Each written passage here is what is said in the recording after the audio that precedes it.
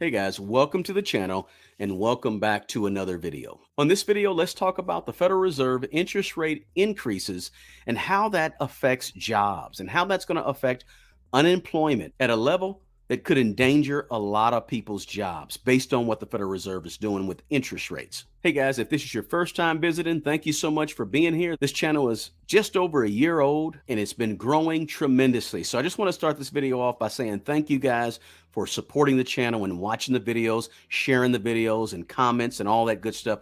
I really appreciate it. Now, if you get anything out of this video, do me a favor and smash the like button, subscribe if you're not a subscriber, and also drop me a comment below. Let me know what your thoughts are on what the Fed is doing with interest rates and jobs. And if you've recently seen any of these increase in rate hikes affecting jobs or the job market, let me know. Drop that in the comment below. So let's jump right into it. Last week, the Federal Reserve came out and they did their fourth straight 75 basis points increase in rates. Now, a 75 basis points increase means just 0.75, a 0.75% increase in rates. Now, they're increasing the federal funds rate. Now, the federal funds rate is not necessarily the rates that we're charged, right? The federal funds rate ends up trickling down to us as consumers because when the federal funds rate increases, that increases the rate that banks and lending institutions charge us to borrow money.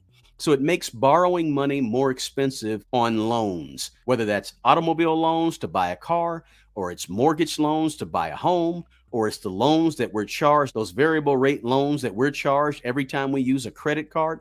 All of those loans are affected when the Federal Reserve raises the federal funds rate.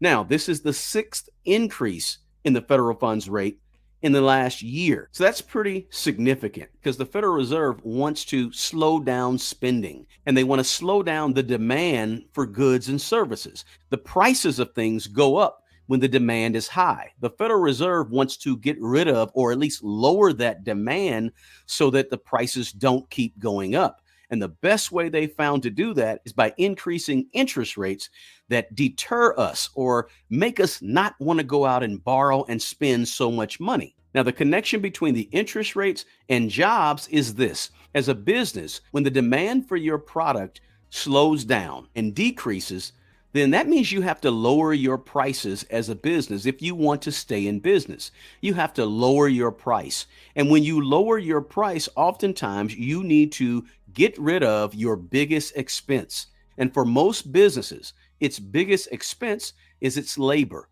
is paying people to work there. And so what a business has to do is a business can no longer afford to pay 2,000 workers when there's less demand for their product or service. So a business has to ultimately lay people off. It has to get rid of workers. And when it gets rid of workers, that's what adds to the unemployment rate. That adds to the joblessness in the country when businesses can no longer afford to pay as many employees. High interest rates means this: simply people are not going to be buying my product or service as much. The demand goes down because money costs more to buy my cars that I manufacture and sell, or money costs more for you to buy my homes that I go out and manufacture and make and produce. And so when the demand slows, unemployment usually takes a hit because as a business, I'm just not making the money that I was making when the demand was high. So I've got to figure out a way to stay in business and still make a profit.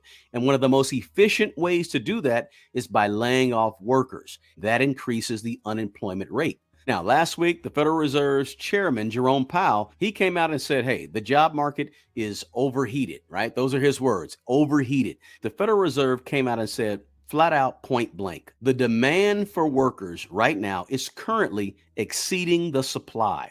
In other words, there's a demand to hire workers, and it's not enough supply of workers to meet that demand.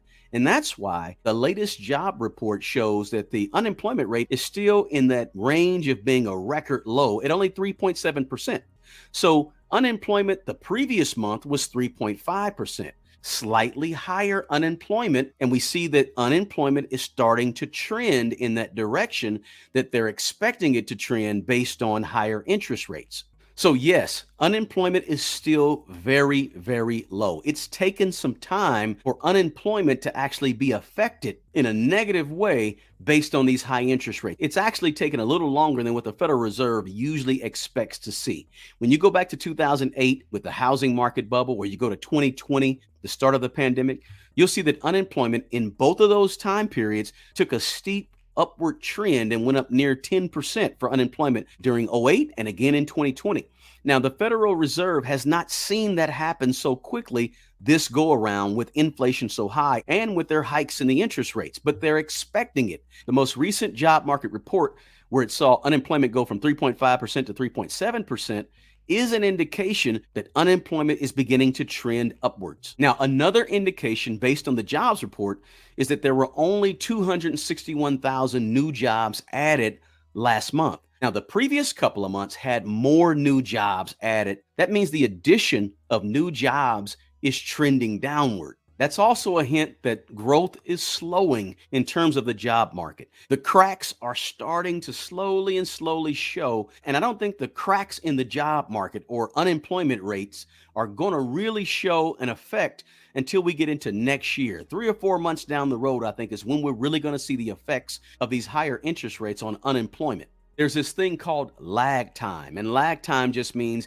it takes some time for the policies of the Federal Reserve, such as raising interest rates, to actually take an effect out here in the economy in terms of jobs and other areas. The unemployment rate doesn't necessarily fall off a cliff extremely fast. Now, it did back in '08 and it did in 2020, but the Federal Reserve is looking at the lag time that it's taking and saying, okay, if we're patient with these increases in interest rates, ultimately unemployment has to follow suit. Unemployment has to go up ultimately.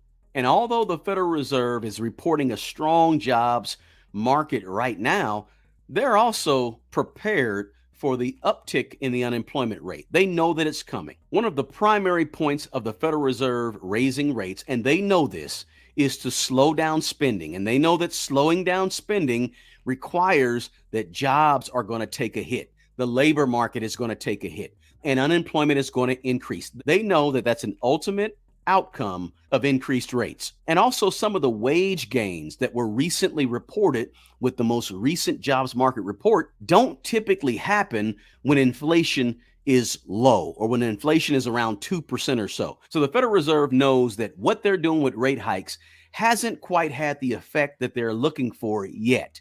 What does that mean? It means more interest rate increases are coming up and coming up shortly. In the next meeting, I think the Federal Reserve is going to do another 50 basis points, which is a 0.5%.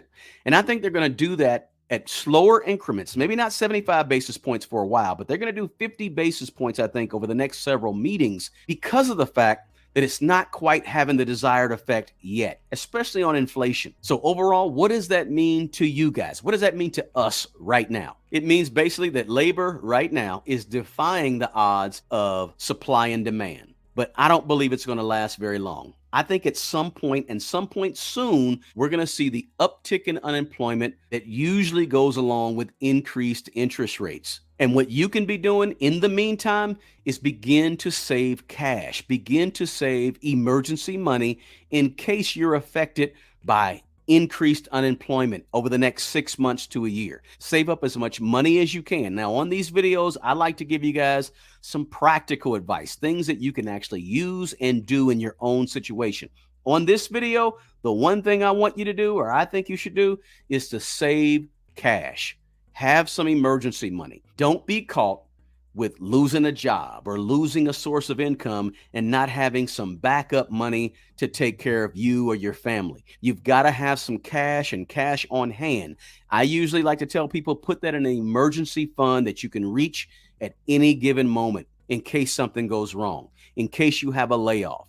Be prepared. All right. They're not talking about unemployment can go up and go higher right now in the mainstream media. But I'm telling you, it's a very, very real possibility based on these increases in interest rates that you need to be aware of.